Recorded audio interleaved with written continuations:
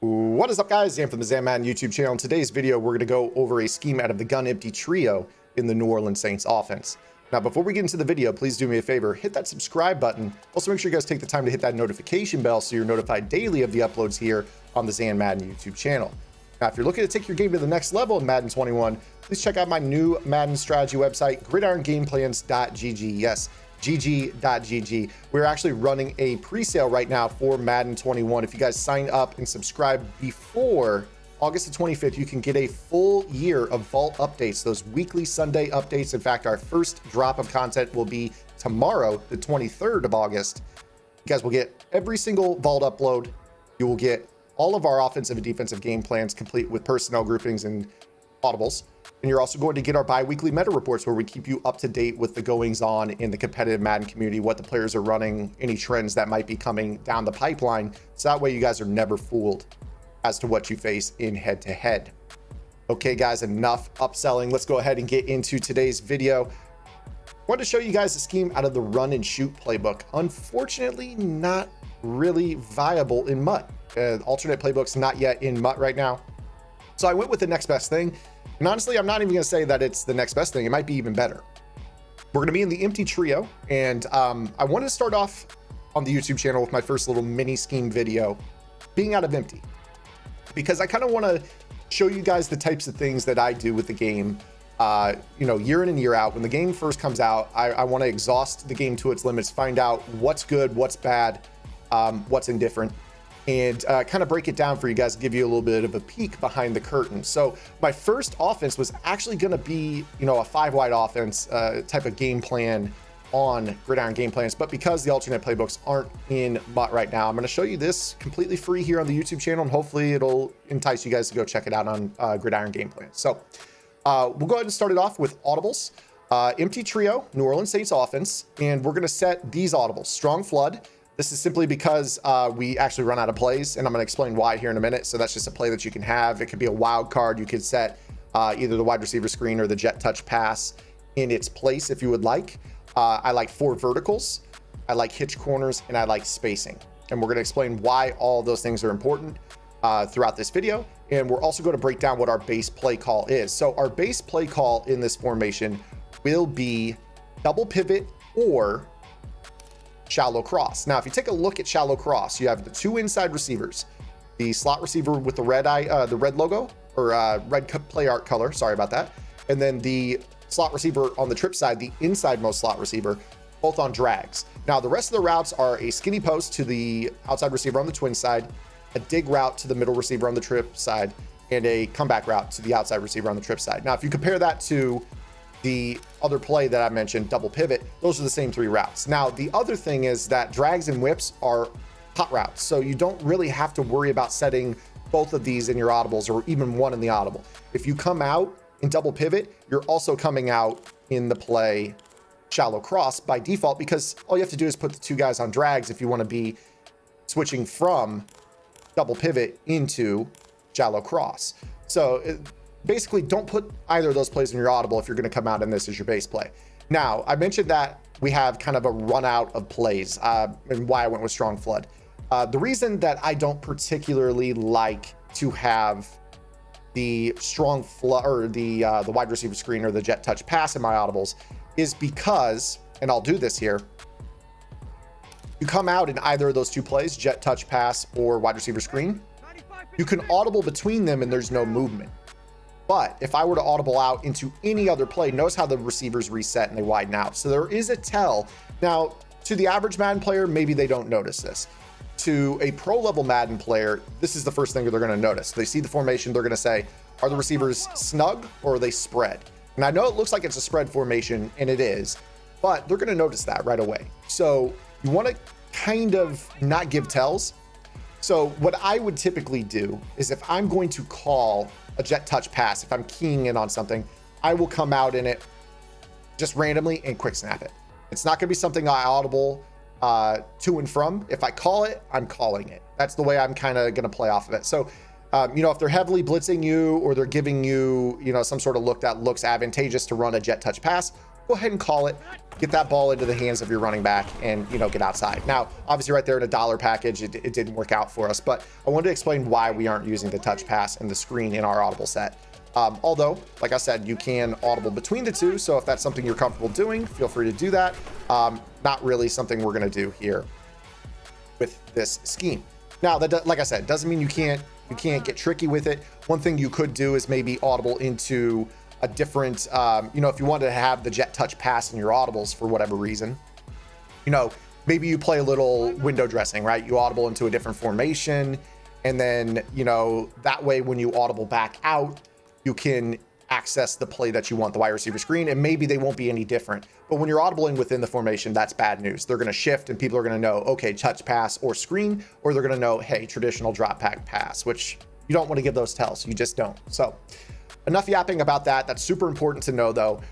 Let's go ahead and get into the actual plays that we're going to run. So again, you're going to be coming out in double pivot or in your shallow cross, your mesh type play. So we'll call our mesh. I'm going to go random play because I'm just going to explain why I like the 5 wide. Now, the first thing we notice in Madden 21 is that zone coverage is not good. It is not good. All the pros are running man coverage.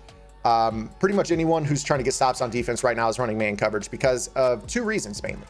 2 reasons are man beaters shift from year to year. Typically speaking, you got a few routes that you learn over the course of the year that just torch man consistently, absent of route running, absent of man coverage rating or agility, things like that. There are certain routes that beat man coverage. That will always be true in Madden. But the other thing is that early in the year, we don't know what those are yet. Now, I'm here to tell you, you're going to find out here in this video. It's very, very simple. To me, when you're facing man coverage, you need to have top end speed and you need to be able to run whip routes and drags. So that's why I like the fact that you can call, you know, the cross play, the shallow cross play, which is just mesh between Cook and Kamara. Or you could put them on whips, and now you're in the inside pivot play where they look like they're meshing over the middle, but then they whip back to the outside.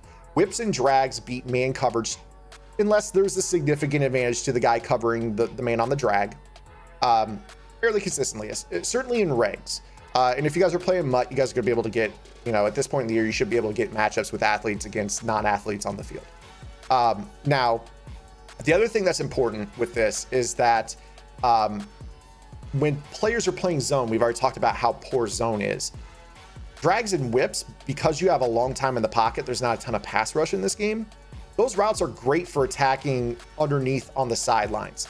The zone coverage is not great. As I mentioned, cloud flats, curl flats, they all drop back. You can customize them to cover corner routes. So a lot of people are dropping their purple zones and their cloud flats to 15 to 20 yards to guard those things. And the short sideline is there for the taking. You're throwing drags, you're throwing mesh concepts. Right now, my number 1 rule on offense is do not have a play that does not have a whip or a drag, if not 2. So mesh them, whip them, whatever you need to do. Those routes are always there on the field for me, at least early on in the year. Could you get away with smoke routes every now and then if they're playing soft coverage on the outside, they're playing, you know, cloud flats at 15 yards? Absolutely, you could. But these routes are amazing because they get the user to kind of, you know, sit in the middle of the field, make a decision, and then you could throw the one that's open. Or, you know, maybe they bite hard on the drag and then the dig route is open. That's the other thing. The user is not great this year. So all these factors play in. Zones are bad. User is slow. Pass rush is slow. You can go 5 wide. So here I am. I find myself as an under center player in 5 wide. I haven't been in shotgun. I think I talked on Twitter about this. You guys can follow me at Zan Madden on Twitter. Talked about this, and I don't think I've been in shotgun, but maybe 2 out of the last 7 years. Madden 13, I was in gun doubles flex wing, and I want to say that I ran gun tight in Madden 25, which I think was Madden 14. So that's pretty crazy to think about. I'm never in shotgun, but this year, to start the year, because of all the variables on defense, I am. So let's go ahead and go into it. You know, I've been talking for 9 minutes and haven't run a play. Just wanted to kind of give you guys an idea for why I landed on this type of scheme. So, you know, your whip routes, these are primarily going to be designed to beat man coverage to the outside. So, you know, you're just going to run you know, you catch a blitz. You see right there, there's the man coverage. It was some sort of, you know, man coverage blitz. The safety bites in on the slant portion of the whip. You throw it to the outside.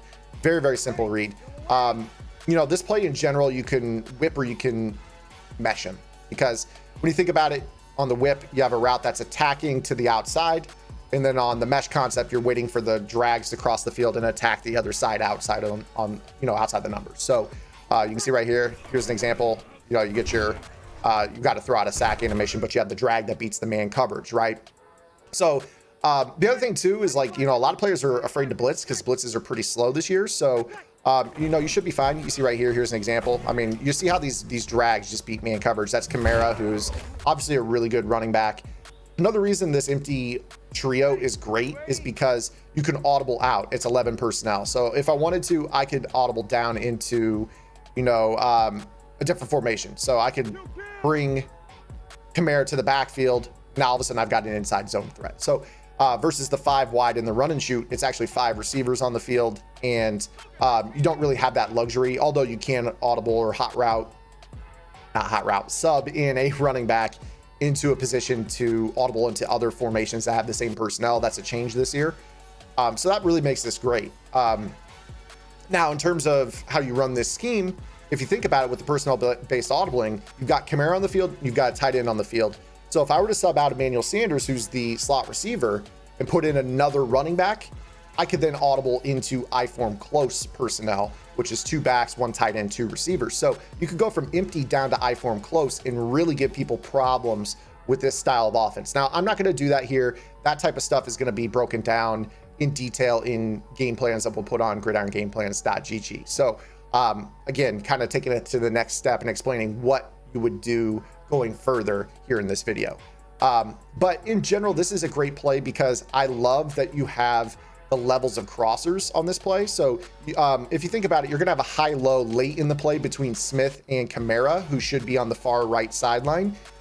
You're also going to have what is known as levels, or it's not really levels, but it's kind of a drive concept with Cook meshing underneath with Kamara, and then Sanders breaking out over the top at the second level over the top of Cook as it reaches the left sideline. So you've got a number of different concepts here that are in play. Now, if you're playing match coverage, you've got this skinny post here on the outside where, sorry if you heard my phone there. You've got this match concept where, you could play one-on-one on the sideline with your outside receiver on both sides. You got comeback route against man, you've got a post route against man. So, you can beat pretty much every coverage with this stock route combination. So as we kind of run through this, you see here how that was actually a poor pass lead. Do not pass lead that middle route, just something to kind of know. If you pass lead up on the right bumper on this play, it actually throws it behind the receiver. So I'm going to show you what I mean right here. It doesn't lead him. So just be aware of that. Also, that was a lurker pick right there by, so you're going to see here, like if I try to if you pass lead over the middle, you can, but you need to be careful with Drew Brees on that play. Sometimes he throws it behind him. If you want to kind of dress this up a little bit differently, you could use a deep in route. That's a little bit better. So you're gonna see right here, actually got blitzed pretty quickly. Again, when you have that, you're gonna go to your whips or you're gonna go to your drags over the middle and hope for that. So, if you catch them in some sort of blitz alignment, which this looks like a blitz, you see the safeties rolled up at about a 10-yard depth, chances are you're getting one-on-one. You see here how you could throw that whip to the outside, and if you click on, you could rack it up the sideline, and that could end up being a house call for you. So in terms of people running man coverage, whips are really, really good. And like I said, you don't really have to audible into the pivot play. You could just put guys on whips and it's the same play. So you see here how that works. You could actually throw those against zone coverage as well underneath, especially when those purple zones and cloud flats drop deep. So this play is a nice little quick snap option for you here. Again, it kind of looks like you've got should have hit A right there, but again, the other drag was open as well. So, this is going to be able to be a quick snap mesh play. I love mesh, probably my favorite go-to right now, just dual drags. I mean, they're always open. So again, you see right here, watch how that drag just gets to the other sideline. That's still 4 or 5 yards. You have to take what's given. This is a very underneath oriented game. So now next play. The next play is 4 verticals. When you have a horizontal stretching play where you're running mesh underneath, you need to be able to go vertical down the seam.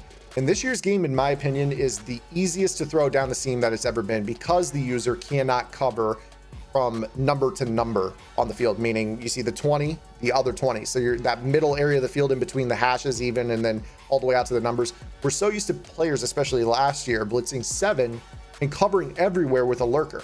This year, you basically have time to commit to one option. And if you peel off that option to go guard something else, they are really slow. They feel really heavy. The user has been nerfed a lot. And this is what's making the game pretty tough. And that's why you're seeing a lot of guys going with that man coverage, because they just want to have computer play man, and then they can play the zone and guard the one guy that gets open against man. So that's why you have to know how to beat man coverage.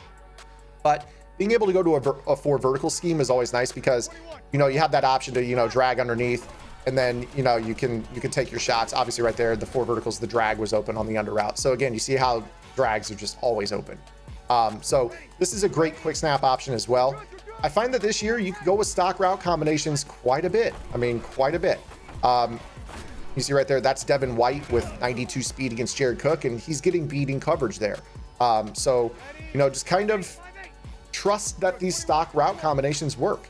You know, if you see something like this, you might whip back to the sideline, you know, but again, you see right here, again, that deep over route is back this year in 4 verticals, that middle route, that middle of the field tight end. That's a very popular route over the years. Wasn't so great last year, but it is this year. 4 verticals is always good. I love to attack the seams. Find the pocket and trust your blocking. You know, just trust your process. You see right there how, you know, you can throw that ball underneath. The zones are going to tell you what's open. You're going to have time. This is why I love empty this year. Now, hitch corners. Hitch corners. This is another play that I think is, you know, it's great. It's great. It's set up as a double smash concept where you've got a hitch on the outside and corner route that breaks over the top. So, you know, typically when you see a too high alignment, I love hitch corners because you want to play that high-low game. So you see right here, middle of the field going to be wide open in between the safeties against that. I don't even know if that was match or cover 2, but see how that post is open over the middle. So, you know, just kind of look at the field and say, okay, is the middle of the field open or is it closed? And if the middle of the field's open, you know, attack those seams. Don't be afraid to attack those seams. You know, you want to be able to work against that. I mean, you see here, there's a linebacker against Kamara. That's not happening. You know, trust your instinct. Pre-snap reads in this offense. Go quick, go with pace, and you're not going to really struggle too much. I mean, I've been playing a lot of 5 wide to start, and pretty much every game I'm going like 23 of 25. I think everybody out there is passing for a very high clip, but there's really no need to run the ball right now. It's really, really hard to cover the pass. So now the next thing that I want to go over is spacing. You guys watched yesterday's video. I talked about curls and how important they are against man coverage. So don't forget about that. I mean, this is why we talk every single day here on the channel. We try to build concepts and teach you guys things. Yesterday, I showed you guys how those curls beat everything, zone, and especially man. Today, I talk about how man is pretty popular, and you can spread it out, go 5 wide, and make it really hard to cover, and you know, put the user in conflict with these spread sets. Here's all hitches. All hitches, as we've talked about, spaces up beautifully against zone coverage. You know, you snap the ball, find the open hitch. Your pass blocking is going to do the job for you. So, you know, excuse me. So, you know, you're going to be able to, you know, attack, you know, pretty much whoever. I mean, you see right here, I threw a low ball and it hit off my lineman's head. We talked about yesterday, main coverage, throw the low ball and aggressive catch it, or low ball and possession catch it, depending on if it's, you know, man or zone. See right here, here's a heavy blitz. I mean, obviously you're gonna be able to play that hitch up game pretty easily. You know, I haven't even talked about throwing, you know, the comeback or the post. I mean, I've talked about it, but I mean, you see right here, you could throw that right there. He actually hung up. If he returns back to the sideline, you might be able to throw that. Now, that's on our stock play. So maybe on the next time you run it, if you want, you try to pull that zone back. Here's an example where that cloud flat bites down, and that time you return back to the ball. But obviously, depending on if they're playing high-low on the sideline, I talked about how you had the mesh concept that later turns into a high-low once this guy reaches the sideline. You see here, like at this point, he's pulling down this zone. Now, if I had just waited a split second longer, you see on how this guy right here, take a look at this corner, is starting to bite down on this drag, Kamara. So if I waited just a little bit longer, I could have thrown that ball and used the fact that he is stopping right here to my advantage, but I threw it just a little bit early. So that's something that you should definitely be paying attention to. Here you got off coverage. Chances are it's a blitz. You know, you're going to be able to, and it is. I mean, obviously nobody's going to send 8 guys or whatever against 5 wide, but random play call, sometimes we'll do that.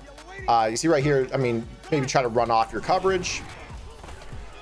You see there, I mean, again, you're playing the high-low on that guy that's on the sideline. Is he going to cover the comeback, or are you going to give him the drag? That drag there is still 7 yards. So, and then of course you see here, I mean, you could attack that seam route as well. So just by changing that dig route that plays well with the drive concept with Finley, the high-low with the deeper in route to Sanders, you can still work the seam with this route combination.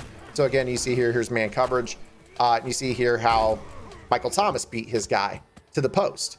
So lots of man and zone beating options. This is all progression based reads. It's not really a money play setup. You know, you could pretty much go to anything and have relative confidence. Right there, Mike Thomas kind of moved right as we went to throw that.